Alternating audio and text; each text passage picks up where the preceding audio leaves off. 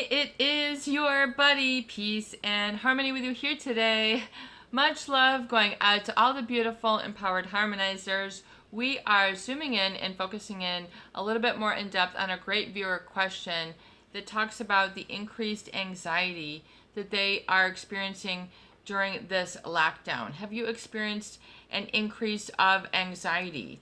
Have you kind of felt yourself sort of restless, agitated, excess energy that you can't find, that you feel centered or focused? You don't feel that you have it all together. You feel lack of direction or ineffectual, just sort of meek. This can really be an important thing for you to come to terms with and actually embrace. It means that things are getting better, especially if you have been in a relationship with someone who is psychopathic. And this question comes from a viewer who has had issues with a female psychopath. So, in other words, there's a lot of thought disorder going on. You have to understand, when it comes to understanding a female psychopath, they are very astute and studied in sort of observing others and watching what makes people happy, what gives them just sort of that spark of joy, enthusiasm, or passion. And they'll see what that is about, and then they'll be able to sort of unplug or derail it. Just sort of yanking it out, making you no longer desire the very thing that you desired, no longer finding happiness in the thing that makes you usually happy, no longer finding joy where you usually find joy. This can be very alarming for people when they feel that they don't really know how to self-soothe, self-console, or really sort of be there and centered and focused and all there. The fear takes over and rules their heart. They experience, a lack of direction, and just everything can be all over the place because they're trying to find then their North Star, their compass, which for them is this individual. This individual is directing their life rather than them having direction in their life. So if the covert narcissist is, not able to communicate, they're not able to be there, they're not able to give their input, they're not able to get together, you're not able to keep that sort of addiction of the relationship between a narcissist and a codependent going.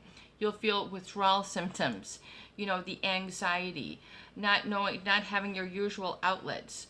So you really have to confront things. You'll be faced with things right away. Facing your fears is a really great way to get strong quickly. Facing your fears and realizing the main thing to fear is fear itself, because fear will take down the very energy that you need to get the strength to keep going. Fear will rob you of your conviction. Sure, you need a little bit of anger and fear. Sometimes you've got motivation, you've got purpose, you've got a mission. But if you are experiencing a lot of anxiety, you're feeling that you don't have what it takes, you don't have the focus, the solution, you're letting this sort of false evidence appearing real just sort of throw you off course. Don't allow it. Bat fear away. It is false. And, do you want the real? Do you want the real faith? Do you want the real conviction? Do you want the real peace? If so, then it has to be authentic and genuine within you. Within you, not just within another individual, but you have to broaden your net a little bit and realize that if you've gotten to the point where you've hyper idealized the narcissist in your life, and they've sort of taken the place of 3, 4, 5, 10 relationships in your life, and you no longer recognize your life focus, and this is becoming very anxiety provoking. Realize that it's because that needs to be diffused. You need to back it down. It's an escalation. You're believing the false evidence that's appearing real, meaning you're missing the absence of fear. So oftentimes the absence of fear. Just think about the absence of fear. Can you feel yourself relaxing for a little bit? Your gut oftentimes is trying to armor up as if you're ready to be, punched in the stomach. Relax the stomach, relax the abdomens, relax the shoulder, wherever it is that you've been armoring. You're going to throw yourself off And, your body is then going to mirror, and just cause a repeating cycle of this tension. So you need to get down to the physiological level and really just relax, really let everything go. Let the tension go, especially from areas that you've been unconsciously holding on to it, like holding on for dear life, like as if you're, a ship on a sea, and unless you hold on, you're going to get thrown overboard. People are oftentimes, clench their teeth, they clench their abdomen, they clench their shoulders, they clench their glutes, they hold it in all different places. Maybe they'll hold it in their forehead. Find where you're overly holding this tension. Find where you're overly holding it just right now. I mean, where is it so severe? Is it in your eyes? Is it in your forehead? Is it in the top of your head? Is it in your stomach? Is it in your legs? Where's your favorite place to hold on to tension and really drive it home to yourself? Because it'll affect your breathing, your heart rate, your posture, how you carry yourself, your nonverbal communication. So find a little bit more of where that tension is and be willing to sort of focus and breathe in relaxation there, and just that it's safe to be. The shape that you are, the size that you are, the height that you are, everything that you are. Everything is okay just the way that you are. You're perfect and magnificent just the way that you are. Just allow that tension to go for just 5 seconds and then 10 seconds. Does that feel like relief, or does it feel like you can't get it back up, but you're fearful? What happens when you let the tension go? Because that's what's scaring you. What happens when you let the tension go? And fill that in. If you just want to leave a quick comment, because those are your true feelings. Those are the feelings that you're trying to push down, when your feelings are like, hey, listen to me, peace and harmony. This is, I have a sour stomach. I have tight shoulders. I'm grinding my teeth down. I'm this tense. I'm just so anxious, and I don't feel like I have an outlet. Well, then you need to, release where you're holding it in your body, and then also just sort of in your thoughts. So, and then what are the thoughts corresponding to the tension? See if you can kind of connect the two. And release the tension physically, and then release the thought pattern that is resulting in sort of aggravating it and causing it to recycle and rememorize that tension. So it's like you're learning to be tense. In the covert narcissist relationship, you might have found that you have to be overly responsible, overly active, having to take on a lot more communication or a lot less communication. There's these extremes that you'll find that eventually the relationship will take. So you need to find that then the tension is a way for you to not sort of deal with the solution where you've run into a dead end with a covert narcissist. So you might have already tried it and run into a dead end. This can create a lot of tension, and then you don't know the solution, the out, the center, the focus. So you have to realize, where is that, what are you trying to keep in shape? What are you trying to, keep nailed? I would just say from your awareness. What are you trying to keep away from your awareness right now?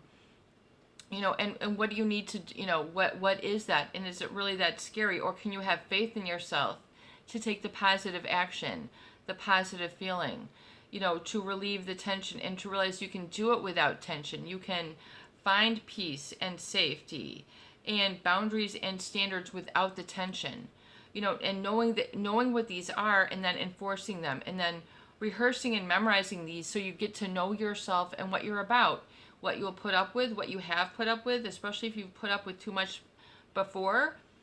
It might be difficult for you to enforce, but you can do this. That was then, this is now. You can do this. You can enforce your boundaries and standards, and release the tension and let go of the anxiety, because anxiety it's like a looming in front of you, like a dark cloud that hangs over you, and you don't quite know why or how it got there or if it's going to go away.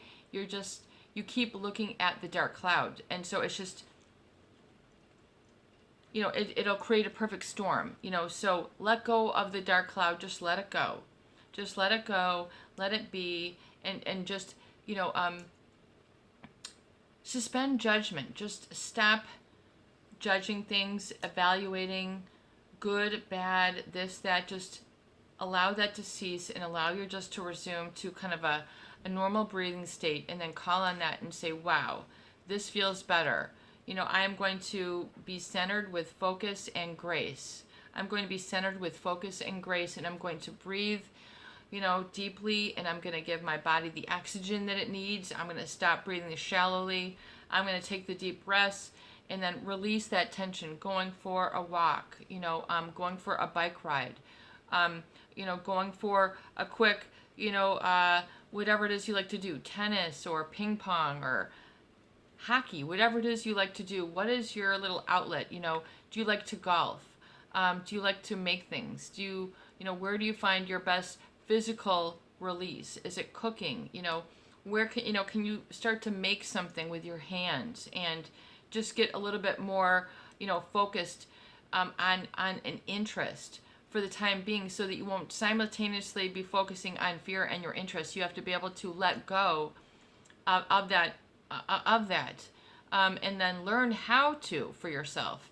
Learning, how do your muscles work? How does your breathing work? How does your focus work? And then getting to know how this is, and then relax, so that you aren't just building up this anxiety bigger and bigger. Begin to let it to simmer down, and then taking it in stride and saying, I am safe. I am safe. All is well. Everything is good. And repeat these, again and again and again, and then you'll start to see it, and then seeing is believing, and then you'll have completed or begun to complete that circuit, and having an energetic breakthrough will really help to give you a lot of relief, and then you can just relax and allow yourself to focus on the positive, live the dream, and go after what you want rather than regretting what you don't have. This is your buddy, Peace and Harmony, with you here today, and I hope that these videos do help. Please share, please subscribe, and please donate for more great tools, videos, discussion, and support. Peace out, peace in. Have a beautiful day.